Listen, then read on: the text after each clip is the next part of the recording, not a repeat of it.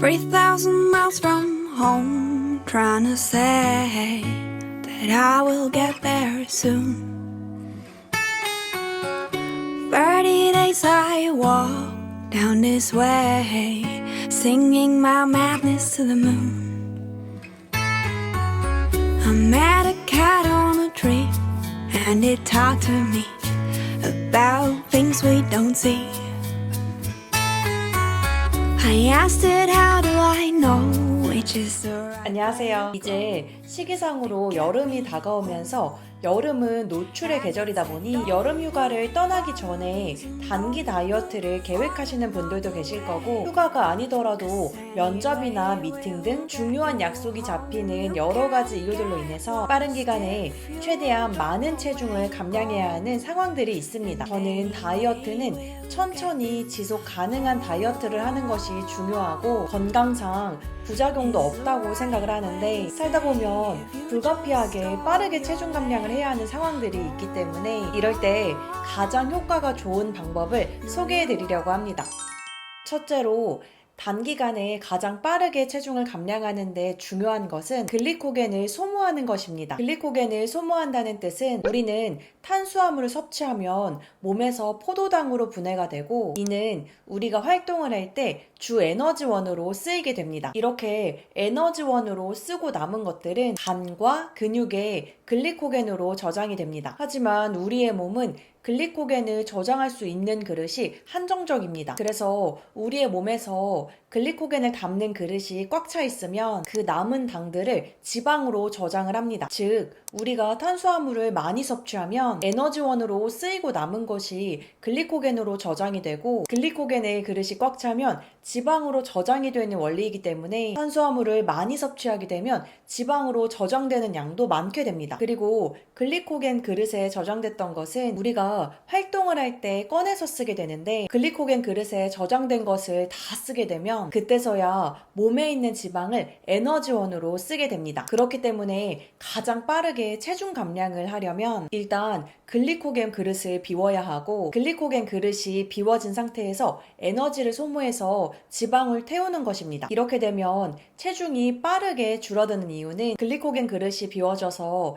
지방을 에너지원으로 쓰는 것도 있지만, 글리코겐이라는 것은 글리코겐 1g을 그릇에 저장을 할 때 수분 3g을 품고 같이 저장이 됩니다. 다시 말해서 글리코겐 그릇에 글리코겐 500g을 저장하면 수분은 1500g을 품고 저장하기 때문에 우리의 몸속에 있는 글리코겐 그릇에 담긴 500g을 전부 비워내면 글리코겐이 품고 있는 수분도 같이 비워지기 때문에 총 2000g, 즉 2kg의 체중이 감량하게 되는 것입니다. 이렇게 비워진 글리코겐 상태에서 운동을 해서 지방을 사용하니 이때부터는 다이어트의 효과는 극대화가 됩니다. 그럼 글리코겐의 그릇은 어떻게 비워야 할까요? 글리코겐 그릇을 비우는 것은 앞서 말씀드린 대로 탄수화물이 포도당이 되고 남은 포도당이 글리코겐으로 저장이 된다 했으니, 포도당이 에너지원으로 쓰이고 난 후 남은 것들이 많지 않도록 탄수화물의 양을 줄이는 것입니다. 그리고 글리코겐의 그릇은 간과 근육에 있어서 여기에 저장되기 때문에 우리가 근력 운동을 할 때 소모가 잘 됩니다. 특히 고강도 근력 운동을 하면 저장된 글리코겐 그릇을 비워내는데 효과적입니다. 이렇게 적당한 탄수화물 양과 근력 운동으로 글리코겐을 비우면 됩니다. 그러면 그때부터는 몸에 저장된 지방을 에너지원으로 쓰면서 지방이 점점 줄어드는 상태로 진입하게 됩니다. 이 상태에서 유산소 운동까지 병행을 하면 빠른 기간에 지방을 태우는데 더할 나위 없지만, 근력 운동과 유산소 운동을 둘 다 병행하기가 힘들고 시간이 없어서 하나만 해야 된다면 저는 근력 운동을 추천드립니다. 특히 하체 운동을 할 때 우리의 몸은 글리코겐 그릇을 더 빠르게 비워냅니다. 이렇게 탄수화물을 적정량 섭취하면서 그 에너지로 근력 운동을 해주는 것이 가장 효율적이라고 생각을 합니다. 그러면 앞서 언급한 적당한 탄수화물이란 얼만큼이 적당한 것일까요? 극단적으로 탄수화물의 섭취를 줄여버리면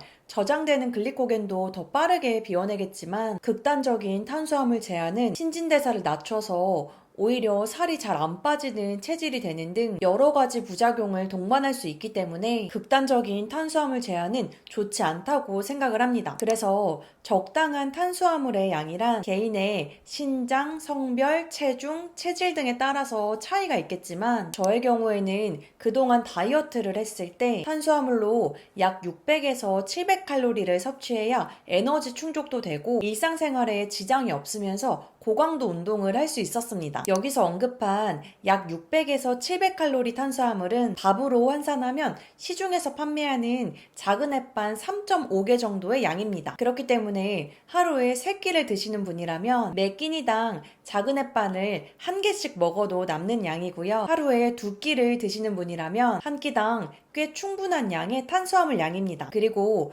고강도의 근력 운동을 하면 글리코겐 소모에 좋다고 말씀을 드렸는데 저는 고강도의 운동을 할 때 보통 하체 운동을 하고 한 번 할 때 약 1시간 반 정도 진행을 합니다. 제가 하는 모든 운동의 종류, 세트수, 쉬는 시간, 자세 등 모든 정보를 담은 영상을 여기에 첨부해 놓을 테니 이 영상을 참고해 주시면 감사하겠습니다. 이렇게만 해주셔도 체중이 줄어드는 것을 쉽게 확인하실 수 있으시지만 여기에 한 가지만 더 추가를 하면 최고의 효율을 볼 수 있는데 그것은 간헐적 단식을 겸하는 것입니다. 단식의 시간은 개인마다 지킬 수 있는 시간을 설정하면 됩니다. 하루 24시간 중에서 16시간을 단식하고 8시간 내에 음식을 섭취하는 것이 간헐적 단식을 하시는 분들 중에 많은 분들이 하시는 대중적인 방법인데 16시간을 단식하는 게 힘드시다면 최소 12시간 단식하시는 것부터 시작하는 것도 효과적입니다. 12시간 단식은 밤 10시에 식사를 했다면 수면을 하고 다음날 아침 10시 이후로 식사를 하면 되는 것이기 때문에 크게 어렵지는 않습니다. 그렇기 때문에 최소 12시간 단식부터 시작을 해서 13시간도 해보고 괜찮으시다면 14시간도 해보시면서 개인이 소화할 수 있는 범위 내에서 설정해서 지속 가능하게 유지하는 게 좋습니다. 간헐적 단식까지 겸하면 최고의 효율을 볼 수 있다고 말씀드린 이유는 다이어트에 관심이 있으신 분이라면 인슐린 수치라는 것에 대해서 들어보신 적 있으실 텐데 인슐린 수치는 살이 찌고 빠지는 것과 직결되어 있는 호르몬입니다. 그런데 공복의 시간과 인슐린이라는 호르몬은 같이 움직이기 때문에 다이어트를 할 때 최고의 효과를 보려면 일정 시간 이상 공복 시간을 지켜주는 게 좋다고 생각합니다. 간헐적 단식, 공복의 효과는 너무 많은 내용을 담고 있어서 다음번에 자세하게 영상으로 다뤄보도록 하겠습니다.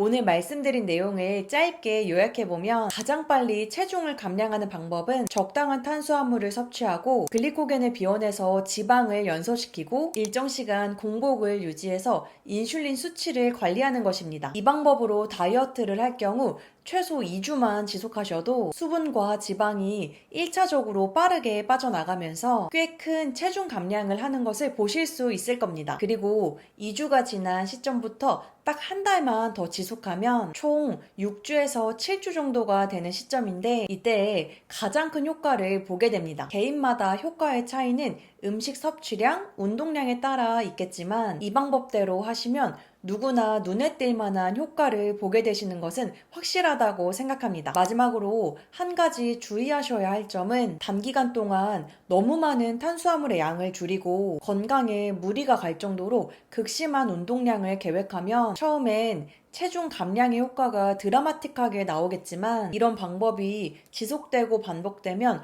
몸에 이상 증세가 나타나게 될 겁니다. 제가 직접 경험을 했었습니다. 저는 그 당시에 몸의 면역력이 저하가 되면서 갑상선에 문제가 생기는 등 부작용이 한 번에 몰아서 찾아왔었습니다. 그렇기 때문에 단기간에 다이어트를 할 때도 적정선에 선을 지켜주는 테두리 안에서 음식을 섭취하고 운동을 소화하고 공복을 유지하는 것이 좋다고 생각합니다. 이렇게 적정선을 지키는 테두리 안에서 하셔도 이것들을 수행하는 게 쉽지 않기 때문에 오늘 설명드린 내용만 진행해 보셔도 짧은 기간 내에 큰 효과를 보는 모습을 확인하실 수 있을 겁니다. 오늘의 영상은 여기까지입니다. 오늘도 저의 영상을 시청해 주셔서 감사합니다.